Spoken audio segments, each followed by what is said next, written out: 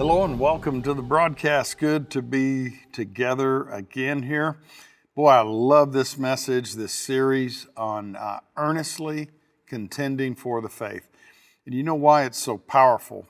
Because God has given to every one of us, if you're a believer, a Christian, born again, you've been given the measure of faith.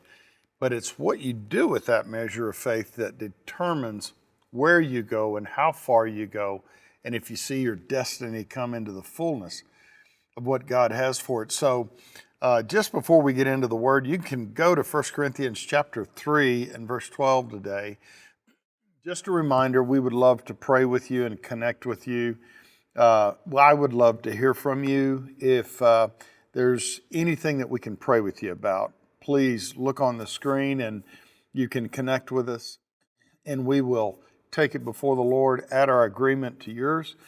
And then also, if you've been impacted, we would love to hear any testimonies that you have. Also, the free booklet, take advantage of that.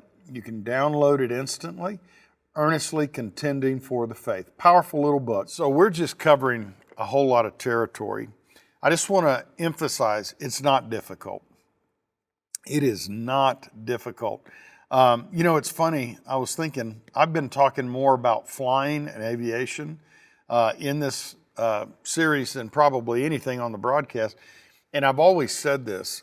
I believe that flying, like with airplanes, is the perfect type and shadow of walking by faith. Because there's so many parallels and illustrations. You've got the law of gravity that keeps us all bound to the earth. But then you have the law of flight, and there are acting forces on every aircraft, 4 acting forces: lift over weight, thrust over drag. Those are constantly acting upon an airplane, but you can do something about it. You can apply power that will cause you to override that law of gravity, and you are able to fly and go places where other people can't go. You get places faster when you use an airplane as opposed to walking or riding a bike or even driving a car. And you can go places in an airplane that you can't go in a car. You can't take a car over to Europe or Africa. You've got to go by air. And there are places that God has destined you to be that He's got written in the book, according to Psalm 139, that He's written over your life. Every day of your life, everything He's destined for you is written in that book. Read Psalm 39. But it's the days that He's ordained for you. So that means it won't happen just accidentally or just because it's supposed to. Faith is the one thing that'll get you there. So we're going to talk about the fact that you have been given the measure of faith, but now it's what you do with what you've been given. So think of it this way. Every one of us, we have muscles that we have to get around, but when you don't use those muscles, you lose the strength. And if you don't use it, you lose it, it's been said. And so sometimes people have been strong in one particular area, and then all of a sudden they get into a place where, for whatever reason, they could be injured or whatever, or they just get lazy and they don't use that. And then all of a sudden the strength diminishes. I was talking about how that we can compare working out in the gym with your faith. There's nothing spectacular about going to the gym. In fact, there may be parts of your flesh that doesn't want to go. But it's something that will yield a wonderful result. And so think about it. When you go to the gym, you do the same thing over and over and over. So you're lifting weights. You're providing resistance. And I remember, so there was a time way back, they used to have, or they still probably do, but it was called a magazine called Muscle and Fitness. And it always had great articles about how to work out, and it would profile different, bodybuilders and things like that. And I remember there was this guy, and he was a bodybuilder and incredibly chiseled and incredibly strong, but he went to one of these strongman competitions, And they were having a race where they strapped a refrigerator on the backs of all these different guys, and they were running in the race, and this guy stumbled and he broke his leg. I think it was his femur bone. So that whole leg went into a cast. And I'll never forget this article, because this guy was known for having some of the most chiseled, powerful, strong legs. And they were there with cameras when they were cutting the cast off. And they took that cast off, and that leg had been immobile, unused for 6 weeks, I think. 6 weeks, allowing the bone to heal. They peeled that cast, and it was so funny looking, it was freakish looking. Here is one leg was massive because he was using that to get around, hobble on, it was still being used. The other one had just literally, it had, I don't know, kind of an atrophy set in, and his leg literally shrunk several inches.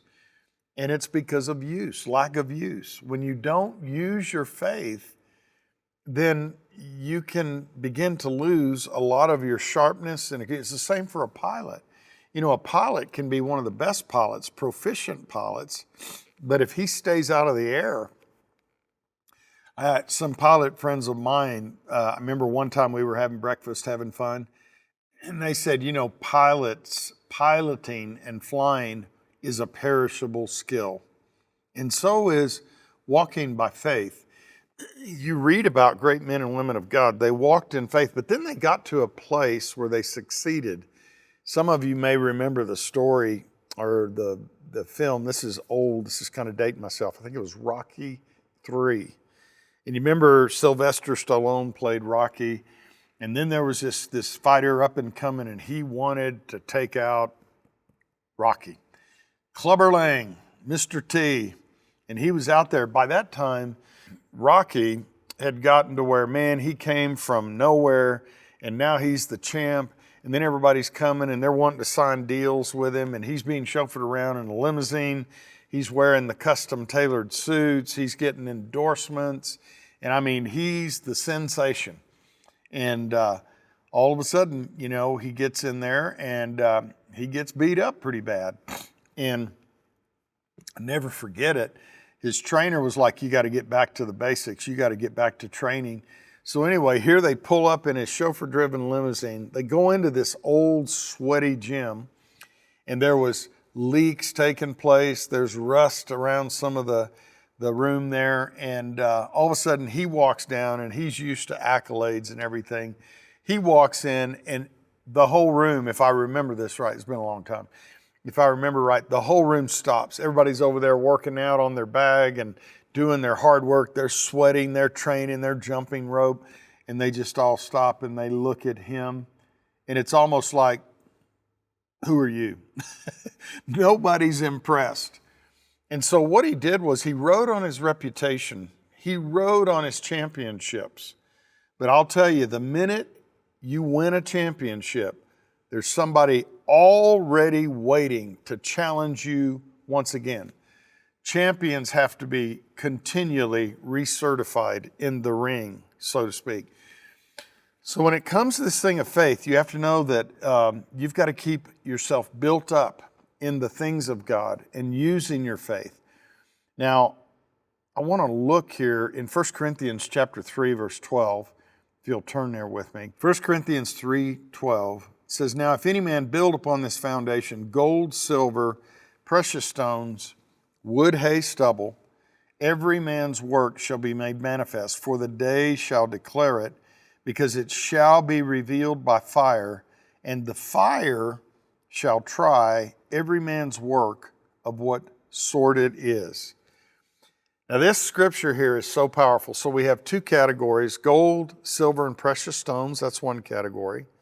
Wood, hay, and stubble. Think about those two groupings. And think about fire, because it says all of what we do here in this earth is going to be tried by fire. It's going to undergo the test. Now, what will fire do to gold, silver, and precious stones? It really won't have an effect. But if you go over to wood, hay, stubble, it's going to burn it up. And what will you have left when you burn all that up? ashes, nothing to show for it. And it said every man's work, every woman's work, every single person is going to have their work tried, and it's going to be revealed for what it really was. So what that means is, as a pastor, I get up, I say, the Lord told me to do this, or told us, or directed this, or directed that. And I don't ever do that unless I have the absolute ironclad conviction that this is what the Lord would have us to do. But I have seen, and I have known people that really what they do is they do fundraising. And it's real easy. I remember one time, one of our missionaries, Dr. Lester Sumrall was in our life, and I thank God for it. I can recall virtually every conversation that we had in the car from the time I picked him up at the airport, time we got him to the hotel, to the church, back to Garden of the Gods on I-25, and we would have, a meal after church, back to the hotel. Sometimes he'd go right to the airport if he had to be somewhere very early the next morning. And I remembered most every conversation. And he said things, and I thought, he's a general. He can say that. But he started talking about missions projects and how many of them were the product of men's pride. And you can go overseas and you can have these massive crowds and massive responses, but and that's good. Praise God for that. The question is it what the Lord has directed? Is it a good idea? Is it a God idea? Is it fundraising material, or is it something that's going to show in eternity? And one of the things that we have to recognize is we want to make sure that whatever we're doing, whatever we're investing our life in, that we make sure that it's at the direction of the Lord. Not everything that glitters is gold. I've learned the hard way that not everything I thought was directed by God was directed by God. That's why you have to go back to Hebrews chapter 5, verse 8.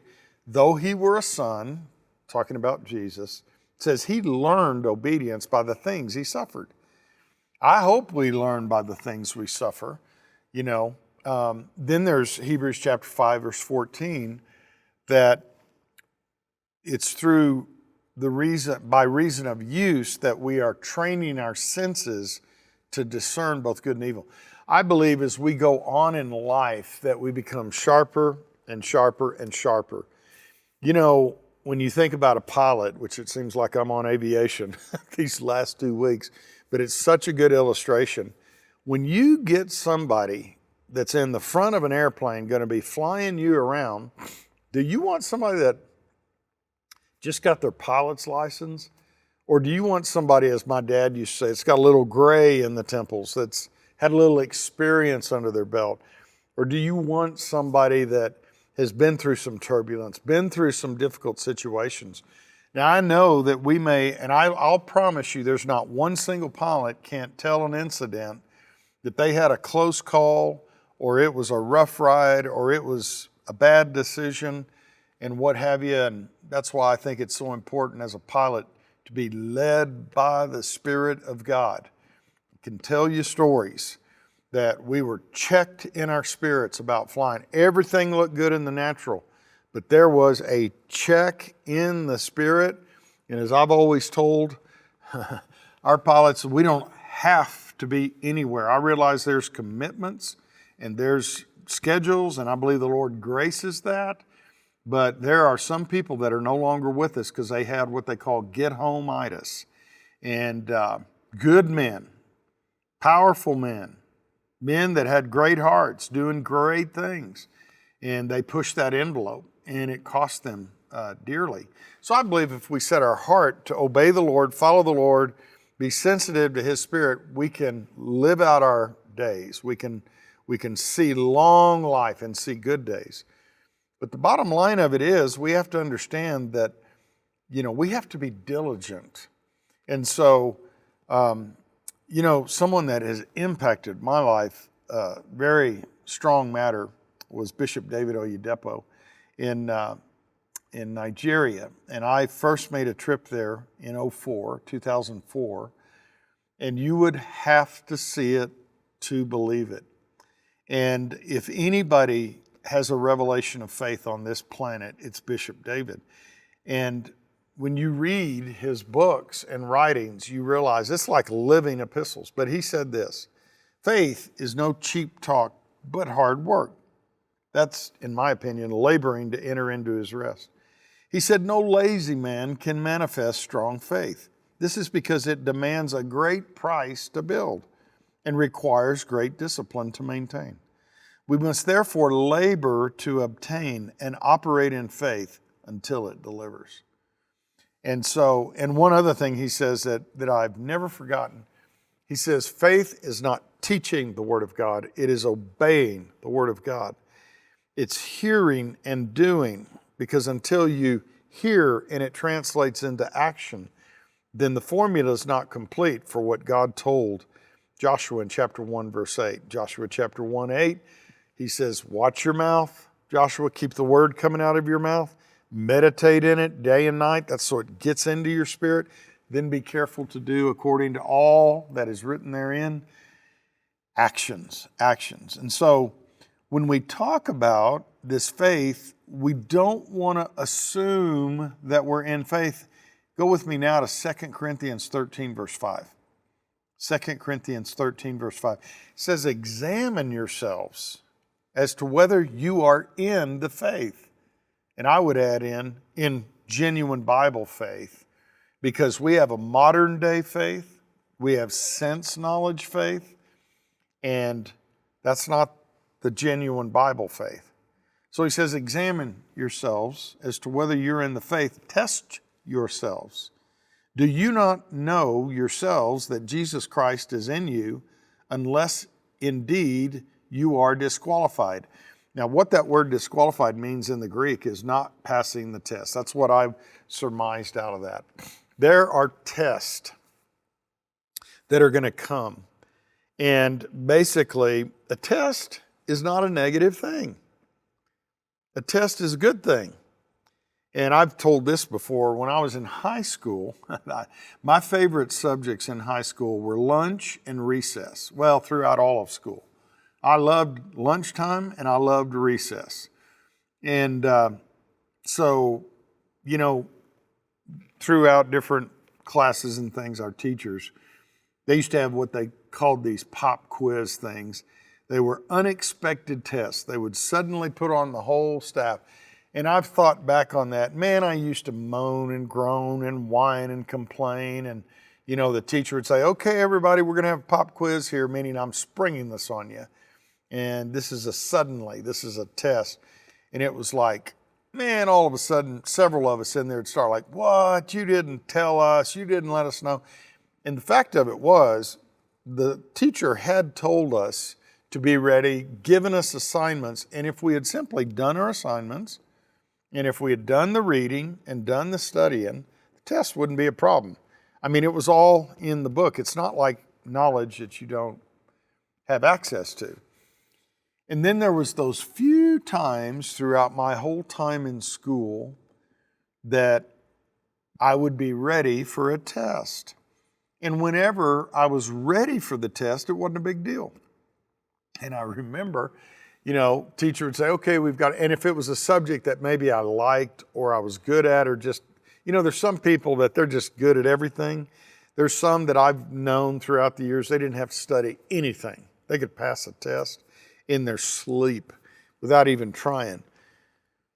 But if I happened to be one of those times that I was ready and the teacher would call and say, hey, we've got a pop quiz, and then the other kids would be whining, I'd be over like, what's your problem? What's the deal? You shouldn't be whining and complaining. And here's the fact of it. In life, when we're truly ready for the test of life, there's a lot less tendency to want to whine or complain. It's when we're not ready. And think about it, if let's say you go down to the local airlines and get on a flight and you're going across the country somewhere, and if you're at 36,000 feet and you realize there's two men or two pilots, could be a man and a woman or whatever, but you've got two pilots in the cockpit of that airplane. Your life and everybody else's life is in their hands. It probably doesn't bother you to realize they were tested. Think of what it would be like if a pilot was not tested. So they train them, they do hands-on, they do real-life experience, they do solo work, and then they have final exams, and then they have regular training for different pilots where you go to school, you get in the simulator, and you do all that. If you're the passenger in the back of the seat, whose life depends on that, those kinds of tests probably don't bother you at all. In fact, you're probably very glad and you're rejoicing. And so we need to understand that we don't want to be disqualified. What does that mean? That we end up failing the test. If you're going to walk by faith, there will be tests. Okay? Now, there is a difference between a test and an attack of the enemy. Okay? Now, I realize if the enemy attacks, it's going to be a test of your faith. You just need to understand God's not the one sending the devil into your life to steal, kill, destroy. And so, let's look a little bit further here. Why do you want to make sure you're in faith? Because if you're in a place and, everything's going smooth, you've reached a certain amount of success. For instance, when my wife and I stepped into the role of the senior pastor here, that was January of 1985. This church, by all means, should never have made it. There were people that warned us it wasn't going to make it. We're the third senior pastors. We inherited a boatload of debt. We found out later we didn't even know how much debt. We inherited lawsuit that actually could have tied this property, our old property, up for 10 years. We had a lot of hurt people. And so one of the things people warned us, and then we found out we had people praying against us, they felt God had spoken to them that the church should be shut down. And I'm sure glad God doesn't answer stupid prayers. But I will tell you this, demonic forces ride on the words of people. And so, those were times of testing for us. But it wasn't God causing that. It was open doors of access that the enemy had been granted through hurt believers, carnal believers, and things like that. And the mistakes and sin of others. So that was a test for us. It was a trial that the enemy was able to bring about because of sin, of disobedience, or whatever. Now, the good news is that test for us, it caused us to grow stronger in the Lord. It caused us to rise above. I look in, and you remember I said, if you get on the next airplane that you're on, just remember that pilot is looking for opposition. And I always say to our congregation, pray that he finds it, because you want to take off into the opposing wind, because the opposing wind provides lift for the airplane. And that's the way I found it to be in life. We may not want to sign up for tests or trials or things like that, but when they come, God makes all things work together for good. We have promises that the Lord says. He says, no weapon formed against you can prosper. Every tongue that rises against you in judgment, you'll condemn it. Show it to be in the wrong because of me, the Lord says. Your righteousness is of me. This is your heritage as a son or a daughter of the Most High God. And so, anyway, the bottom line, we want to deal with that nasty old thing called fear, because fear acts as a force that hides the sun. One last aviation story again. I remember one day I was flying out of here and woke up and it was a cold, drizzly day in Colorado Springs. And man, it was just one of those days. If you didn't have to get out of the house, you wouldn't want to. Anyway, got in the airplane. We're taxiing out. All of a sudden we take off. It's just kind of a drizzly day. Nobody's real perky that day. And all of a sudden, I'll never forget it. We broke out of that cloud cover. And all of a sudden, sun-like splendor filled the cabin of that airplane. Brightness. And I looked out that window, and it was as far as you could see. It was crystal clear blue. The clouds looked like a floor down below us. It was the most beautiful thing. And it was like the Lord we had a time of fellowship over that. He said, Mark, that's what happens when the attacks of the enemy come in. He tries to make you think it's that way everywhere. But above the clouds, above all that fear and dreariness, there's sun-like splendor. The sun never stops shining. And God's power is always flowing. Thank you for watching this video, and be sure to explore more of my YouTube channel for more content like this. And if you want to learn more about what we do, or if you want to partner with us, be sure to visit my website at markcowart.org. May the Lord bless you richly.